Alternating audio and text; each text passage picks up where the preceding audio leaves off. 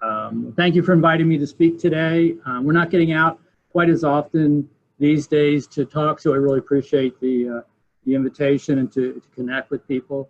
I'm happy today to be able to discuss with you today EIA's view of where energy is going in the United States for the next 2 years through 2022. Just yesterday, we released the latest update to our short-term energy outlook, or what we call STIO. So I have plenty of new insight to talk about today. In this January update, we extend our view through 2022 for the first time. Of course, right now, the dominant driver of both the broader macroeconomy and energy economy in the United States and worldwide is the reduced economic activity related to the COVID-19 pandemic. COVID-19 caused unprecedented changes in global energy demand and supply patterns in 2020, and it will continue to affect these patterns into the future, even though as we see some light at the end of the tunnel, hopefully. For those of you who are interested in a more comprehensive look at EI's thoughts about the full energy economy over the next 2 years, the full STIO document, which includes most of the slides you'll see today, data tables, and an analytic write-up, is on our website. Before we get into a more detailed discussion of our forecast, I want to take just a moment to talk about EIA, our mission, and a bit of background, especially for those of you who aren't familiar with our organization. As the nation's premier source of independent and impartial energy information, EIA has a challenging mission. EIA's role is unique. By providing an unbiased view of energy markets, EIA promotes transparency and increases public understanding of important energy issues. By statute, EIA is independent in order to ensure our data analysis, forecasts, and projections remain impartial. And this is really a key point, and that EIA's information helps inform energy policy decisions and discussions. However, we never promote any particular policy. Because of EIA's independence, our data and analysis, the independence is so important. By law, none of our data publications, analysis, or forecasts are subject to review by Congress, the administration, or the department. While it's important to predict the energy future, I believe that EIA's analysis and forecasts and projection bring context to data trends and help inform a healthy dialogue of the energy issues out there.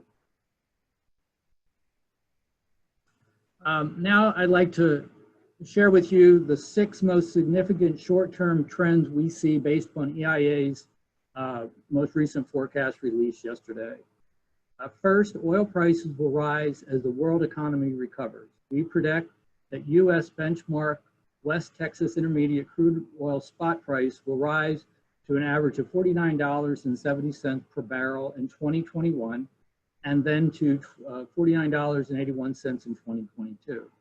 Second, annual U.S. crude oil production will fall in 2021, but rise thereafter. We expect U.S. crude oil production will fall to 11.1 million barrels per day in 2021 before recovering to 11.5 million barrels per day in 2022. Third, increasing U.S. natural gas prices are expected to encourage production. We forecast that the U.S. benchmark natural gas spot price at the Henry Hub will average just over $3 per BTU in 2021 and will increase to about $3.27 in 2022. Next, increasing U.S. natural gas production will support the combination of consumption and increasing exports. We expect that production of natural gas in the United States will increase and will average about 96 BCF per day in 2021 and 98 in 2022. Growth of natural gas production associated with oil and production will drive the increase in 2022. And fifth, we expect weaker natural gas consumption in 21 and 22. Our forecast decrease in U.S. consumption is mainly driven by less use of natural gas for electric power generation. Less use of natural gas among residential and commercial users will also contribute to the decline. And finally, higher natural gas prices will result in less gas for electric power generation in 21 and 22 relative to the 2020 level. Natural gas will partly be replaced by coal generation and continued growth in renewables. Natural gas will continue to account for the largest share of electric power generation. And I find it fascinating when I think about my own experience at EIA. I've been here about 30 years. The key issues facing the oil and gas industry at that time are completely different than where we are in the industry just a year ago before the pandemic upended the world, and where I think we may be headed here in the future. 30 years ago, when I joined EIA, the United States was facing a solid decade and a half of increasing energy consumption, increasing imports, domination of coal over other energy sources, and growth in nuclear. Now, 30 years later, the US energy system looks nothing like that at all. Recently, the United States exported more energy than it imports on occasion, which is truly a remarkable transformation in a relatively brief period of time. 15 years ago, I was focused on the oil and gas industry and was responsible for EIA's natural gas data collection program. At the time, we were wondering about the prospects of LNG exports and how much attention we should even be paying to LNG at the time. The production boom that has become a part of the US energy landscape was enabled by technological breakthroughs that you all are very familiar with. These breakthroughs have had a profound effect not only on your segment of the broader energy industry in the United States, but have also delivered a ripple effect across global energy markets. We should never forget just how dynamic the energy industry is and will remain. What's true today may not be true tomorrow, 2 years from now, or even 30 years in the future.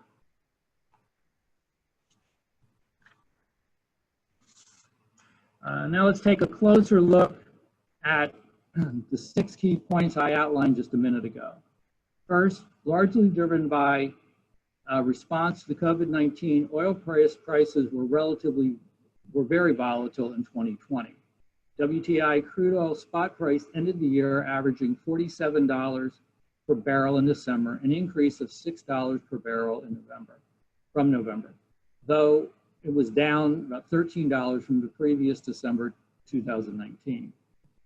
The December increase in oil prices came about in part because of news about the viability of multiple COVID vaccines and market expectation that OPEC and its partner countries would delay or limit production increases planned for January 2021. In our January update, we expect the WTI price will average about $50 per barrel in 2021, up from $39 in 2020.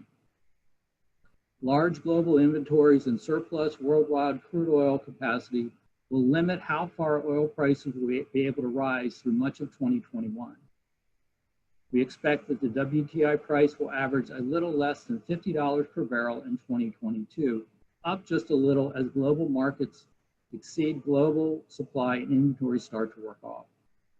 As a note, we typically find $40 per barrel as an investment threshold for producers one way or the other. Above $40 a barrel, we see it spurs activity, and below we see less activity.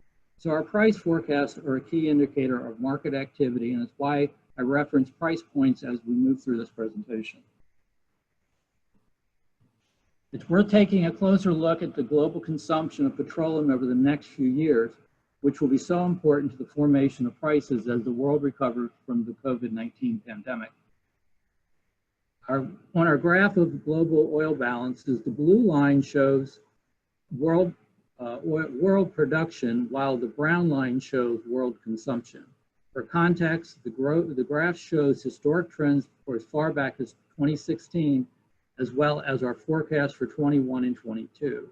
From time to time, you'll see that production exceeds consumption, and at times, consumption is higher than production. We estimate that the world consumed 92.2 million barrels per day of petroleum and liquid fuels in 2020, down almost 9% from 2019.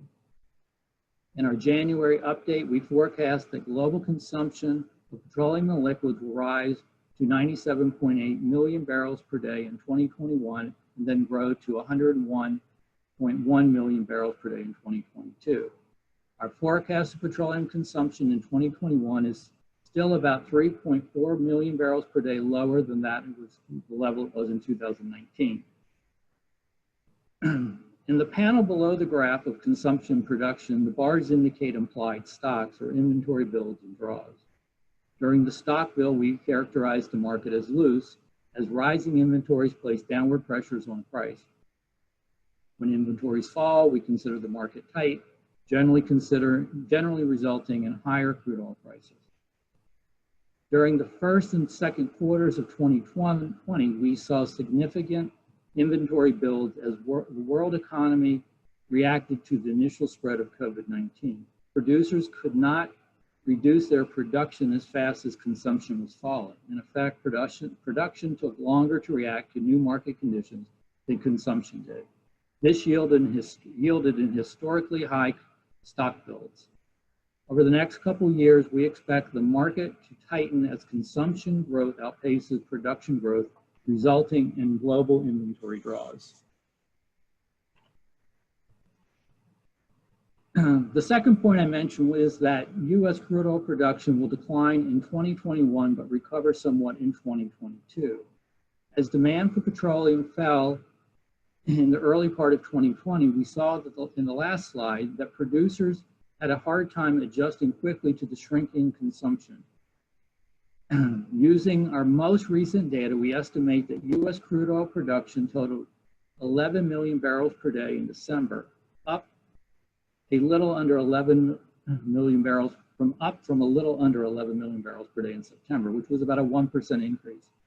The rise is mainly due to recovery of production in the Gulf of Mexico after hurricane-related disruptions. We expect that U.S. crude oil production will decline overall in 2021, with production falling mainly onshore. The decline will come as production rates at existing wells fall faster than production from newly drilled wells in the early part of the year. Ultimately, however, we expect that higher crude oil prices will prompt drilling increases in the latter part of 2021.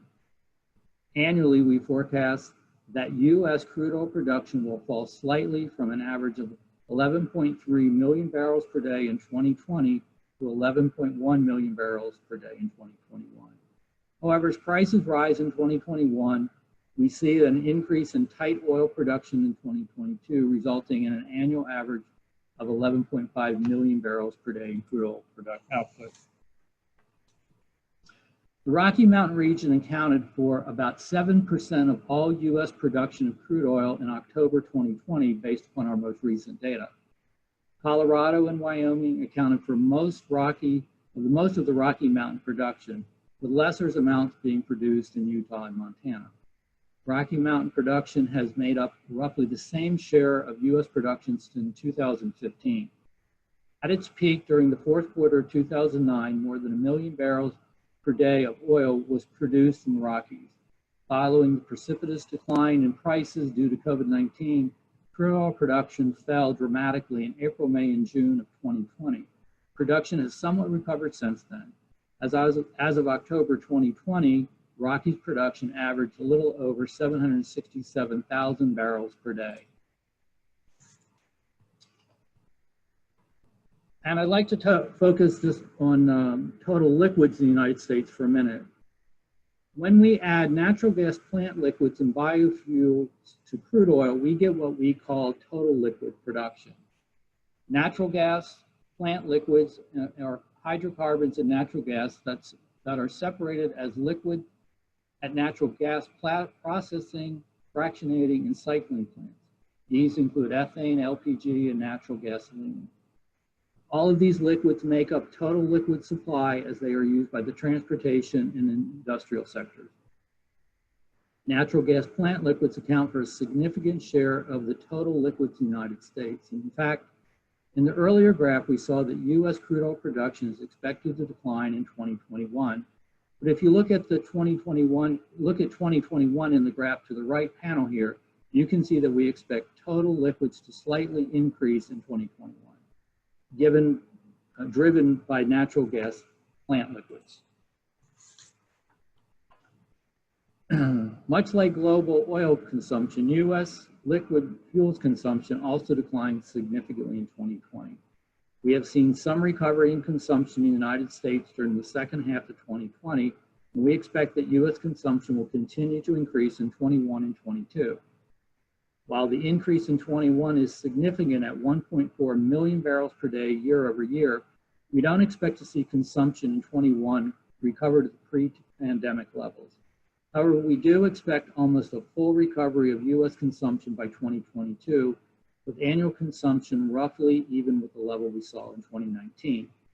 We expect to see these consumption increases. We expect to see consumption increases in all fuel types, including gasoline, distillate, and jet fuel. And now to the third point: increase in natural gas prices should encourage production. While much like liquid fuels in the United States, natural gas faced a decrease in consumption and prices during the first half of 2020, but prices recovered during the second half of the year. Price increases in late 2020 have been moderated by significantly warmer than usual temperatures, which reduced residential space heating demand for natural gas despite many people remaining at home in response to the pandemic. In 21 and 22, we expect to see natural gas prices increase well above the 2020 average. The Henry Hub spot price averaged $2.03 per million BTU in 2021, but we expect to see them average a little over $3 in 2021 and $3.27 in 2022. We'd have to go back to 2018 to see price levels that high. We believe that prices will increase in response to rising space heating and demand and rising LNG exports amid U.S. natural gas production declines. U.S. production of natural gas also fell in 2020 and reduced demand for and reduced natural gas for U.S. natural gas, including less demand for U.S. LNG exports during the second and third quarters of 2020. Production was reduced primarily onshore and to a lesser extent in the Gulf of Mexico. We expect to see a decline in onshore natural gas production to continue in 2021. However, we believe that higher natural gas prices will provide incentives to producers to increase production, and we expect a 2% increase in total production to a little over 97.6 BCF per day in 2022. Despite the expected year-on-year increase, we believe that there will be less U.S. natural gas produced in 2022 than in 2020.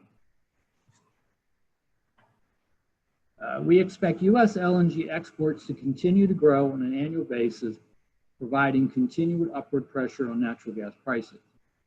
Despite fewer exports of natural gas in the second and third quarters of 2020, U.S. exports in 2020 still far exceeded those of 2019.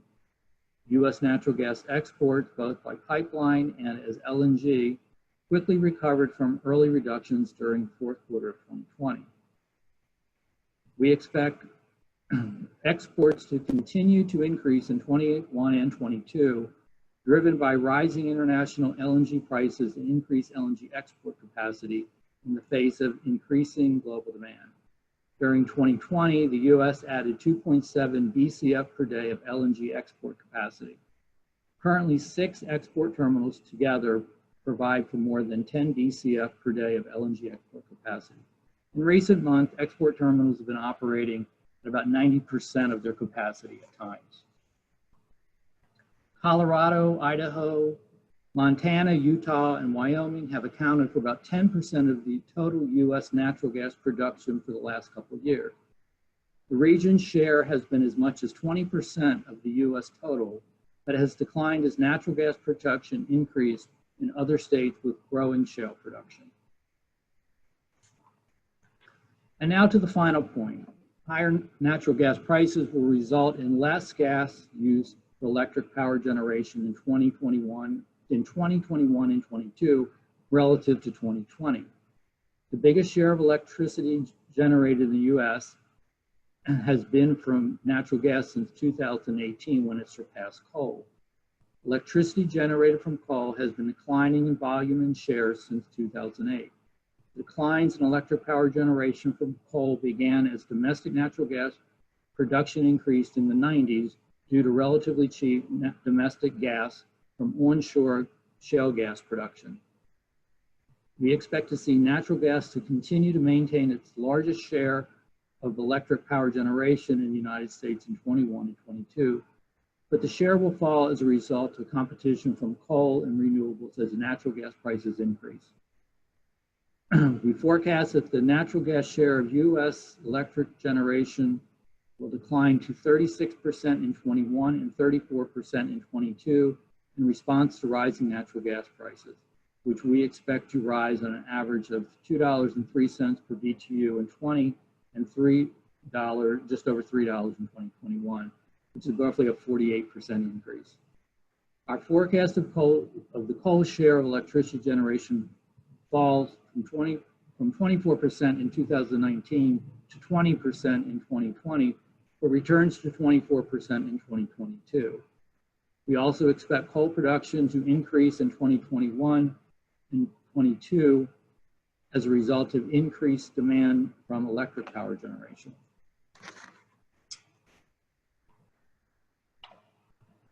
Our data on coal production in the Rocky Mountain region indicates that it accounts for half of the nation's output. Coal production in the region totaled 357 million short tons in 2019, down nearly 41% from its 2008 peak. The production decline was driven largely by the reduced use of coal for electric power generation. Wyoming accounted for the majority of the coal production in the region at nearly 78% of the total, mainly from the Powder River Basin. As you have seen, the outlook is strongly driven by changing trends in the energy economy like shale production of oil and natural gas, and by shorter-term drivers like our collective struggle with COVID-19 and its effect on the economy. Our short-term assessment is one of slow and steady recovery over the next few years, although EIA's outlook remains subject to high levels of uncertainty due to ongoing effects of COVID-19 mitigation efforts. Thank you for the opportunity today to review our most current short-term outlook of natural gas, oil, and coal globally in the United States. Now I'd like to open the floor for your questions. Today with me is Tim Hess, who leads our monthly STIO forecast team. Tim is one of our top analysts, and he understands the STIO better than anyone. And hopefully between the two of us, we can answer any questions you have. Thank you.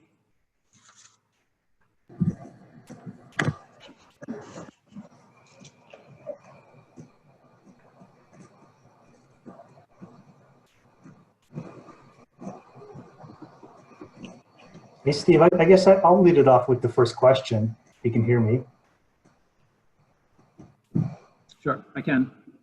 I was kind of looking at the coal graphs and was a little surprised by the coal demand increase. And I think like here in Colorado, and I'm not exactly sure on all my facts, but I thought they were trying to retire more coal generation power plants and stuff. And I was a little surprised to see more coal demand when we're trying to wean ourselves off of coal, I guess.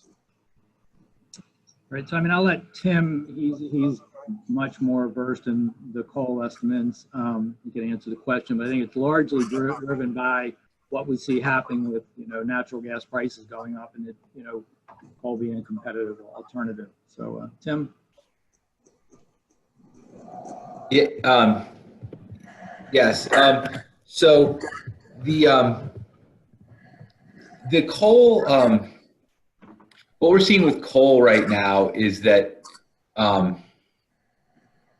it's really being driven by kind of short-term trade-offs between natural gas and coal, as Steve mentioned. That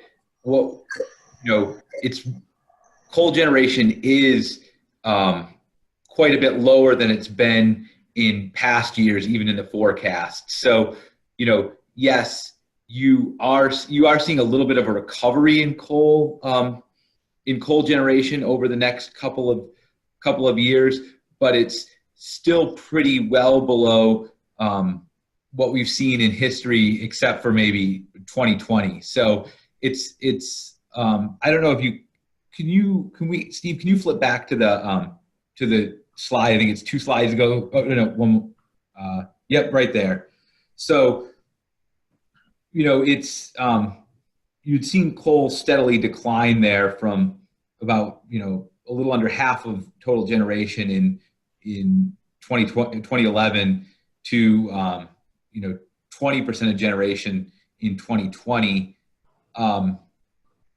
And so what we see is really a rebound from very low levels. And you're absolutely right. There have been a lot of coal retirements, but in the forecast, those are slowing. That trend is slowing a bit. So the pace of coal retirements that we've seen over the past decade or so is slowing a bit. Now that could change. We use data from our from EIA's 860 survey, which is what generators report to EIA to get our retirements forecast. So that could change if other retirements were to be reported. But right now, that pace looks to be slowing a bit. But so does that help answer the question a bit? Yes, it does. And yeah, there's a whole bunch of other questions too. So thank you, Tim. Let me I'm going to moderate some of the questions here. There's a lot that came in, and let me kind of go to the top of the list here. I guess one of the first questions that came up is where are the gas imports coming from? On the pipeline imports? I really don't know the question. Yeah, I think that's in reference to if you can, Steve, can you go back? I think it's maybe 2 or 3 slides there. That right there. No, yeah, right there. So yeah, we have there's around 7 BCF a day of pretty solid imports that we see that don't really go away. Those come from Canada, and it's a lot of that comes in either I think most of it's either in the Midwest or in the or up in the Northwest as well. So those are just markets that have pipeline links to Canada, and those are pretty structurally those imports are just markets that tend to be linked to the Canadian markets and receive gas from Canada year in and year out. Okay, thank you. I think that covers that. There's another question regarding the renewables and if there was a percentage breakdown on the growth for that, and why was there maybe no hydroelectric included on any of those graphs? So there is. So hydro is on there. It's that blue it's the blue line on the right-hand graph. Yeah. And then the non-hydro renewables, which are again mostly solar and wind, that's that green line there. And so that's the other part of this story in terms of that gas coal trade-off that we were talking about earlier. That part of that base level of generation that's accounting for a higher share is renewables. So the renewable capacity additions continue at a solid pace, and so those are accounting for a higher share of generation, and so that remaining share is being kind of left for gas coal competition based on gas prices. Okay. There's another question regarding like a look back regarding the actual versus projected gas prices. Have you guys gone back and looked at your STIOs versus the past versus your forecast to kind of truth check them? Yeah, I mean, we do. That's something we do as a routine part of our kind of analysis to see how our forecast is performing. I don't have any statistics kind of offhand that give a flavor of how our forecast has performed in recent years. But it's something we do, and if someone wanted to. I mean, we could, if somebody wanted to get in contact with us, we could kind of show some, I could probably come up with some graphs that would kind of show that performance. Okay, I'll follow up with the person who answered the question and see if we can. Hey, Tim, I think we did a fair amount of that back in the spring when, you know, the pandemic was going on and we had some of the early forecasts out there, and then we kept trying to, you know, projections are getting worse and worse, so we, you know, kind of kept going back and saying what did we look at. So we do that on a pretty regular basis. Yeah. So we still got a handful more here, so we're going to keep putting you through the gauntlet a little bit longer here, guys. Thank you for answering all the questions. There's another question regarding greenhouse gas emissions and federal and state level energy policies, and is that going to change how coal is produced and used? Are we going to see a move away from coal because it produces more CO2? And with the new administration, is that something that is going to slow down coal growth, or? I guess just in the STIO document, I mean, we have some forecasts about what we see in the short term about emissions, and they were declining, and they come back a little bit, I think, in 2022 now. You know, the current STIO, and then for that matter, the AEO that we'll put out in February, really is based on current rules and regulations. So we don't build a lot of until there's a new policy in place. It doesn't really reflect too much of that. I mean, Tim may want to elaborate on that more. Yeah, not much to say on that, except that, yeah, we had, so our initial estimates show that CO2 emissions from using fossil fuels fell by 11% in 2020. And as Steve mentioned, those do bounce back a bit in the next 2 years, but they don't get back to 2020 or 2019 levels by 2022. Can you guys go back to the last slide so that people can take a look at the links? I think some people want to copy those down. Thank you. And we can, we'll post this presentation on our website so people can go there. It'll actually be up there tomorrow. So people can go there and find it, and then it'll be on the front page of the website. People can go directly there and get the links.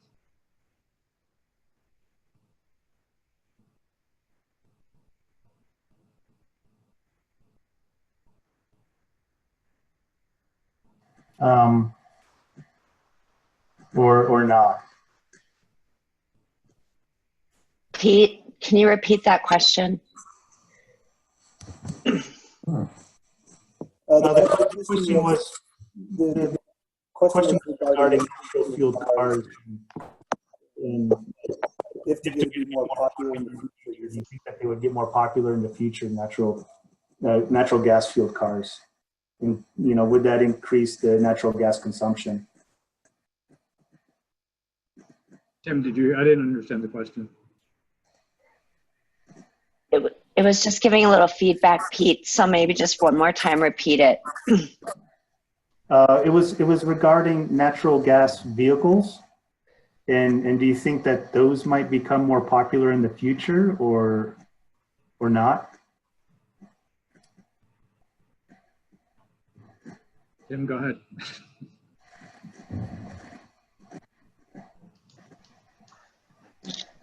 That's so, you know, that's more of a question for our annual energy outlook.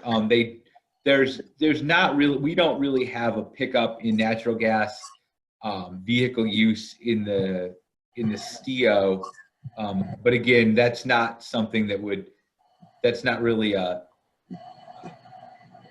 2-year out question. It's a longer term question. So EIA does have demands for that. I don't know them. Sorry, I don't know them off the top of my head. They are in our annual energy outlook, though. Okay. Yeah. The annual energy outlook's being released February 4th, so not too far off. Another one here regarding, I think the coal one's really popular with everybody. How much of the remaining coal generation is technically capable of being switched to natural gas?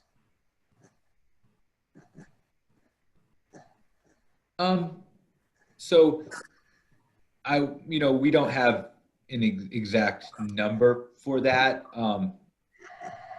It's more of a question of, I think, at least in the next 2 years. I mean, there's an existing coal fleet, and most of what's happening right now, it's not that there's like a dual fired unit that's switching to natural gas. It's a question of dispatch. So it's an economic signal where if gas prices are at a certain level, then gas gets dispatched. But if gas prices are above a certain level, then you're dispatching, coal. So I think really in the short term, it's a question of how, there is an existing fleet of coal units, and those are going to get utilized if gas prices are at a certain level.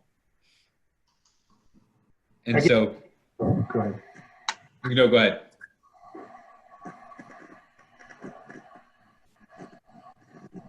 So I think it comes back to really a generator decision at some point of to what extent will generators continue to keep, to what extent will coal plants remain operational.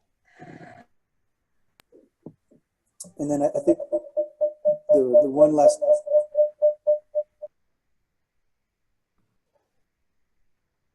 Pete, go ahead, try it again. Have you? Yep. The last question that we have are, what are the predictions and the uncertainties regarding the predictions that you guys use in your forecasts?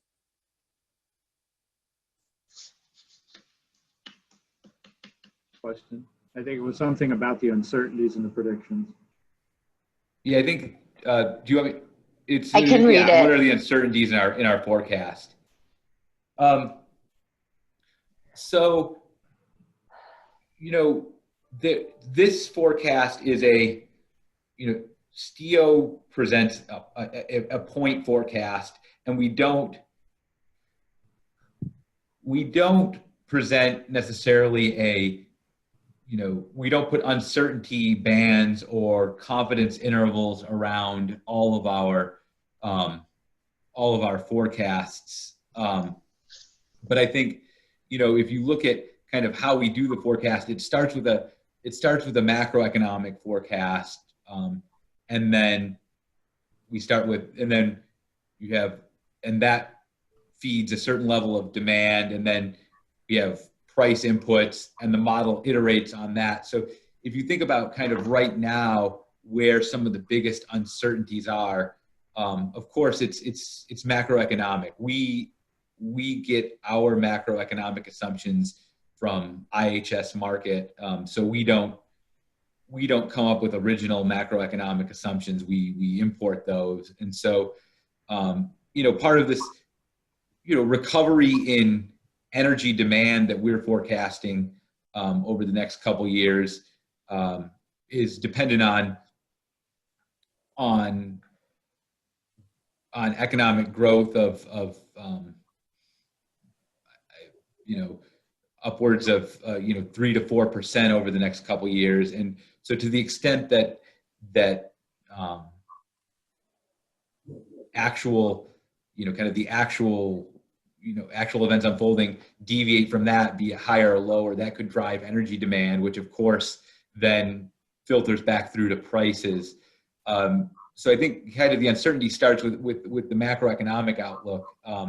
Again, I can't necessarily quantify this overall because it's, again, a lot of feedbacks through a lot of series, but and again, kind of with the theme we've talked about here, there is a lot of uncertainty on our natural gas price forecast, which then does filter through to what the ultimate outcomes are for coal versus natural gas generation. You know, one of the things, the price path you see here that Steve presented, which is, you know, Henry Hub prices averaging about $3 this year, and then up to, you know, $3.27 next year, which are both up from just a little over $2 this year. You know, where that outlook comes from is how is running iterations of price paths through our electricity generation model and natural gas production models, and that's the price path that more or less balances the U.S. natural gas market over the next couple of years, given a certain level of residential demand based on weather, as well as LNG exports and pipeline imports like you saw. So, but if, for example, this winter turns out to be a lot warmer than the weather forecasts from NOAA that we're using, you know, that could cause consumption to be a lot lower, which then filters through to lower natural gas prices. And so to use up more of that, that gas that would then be left in the market, you know, that would be a signal to gas generators to run at higher rates. And so that would then change our outlook for, you know, those shares of gas and coal generation that we've been discussing. So, I mean, that's kind of how I see, you know, uncertainty unfolding in our forecast, but I may be happy to talk more specifically if people have questions about other parts of the forecast where we see uncertainty. No,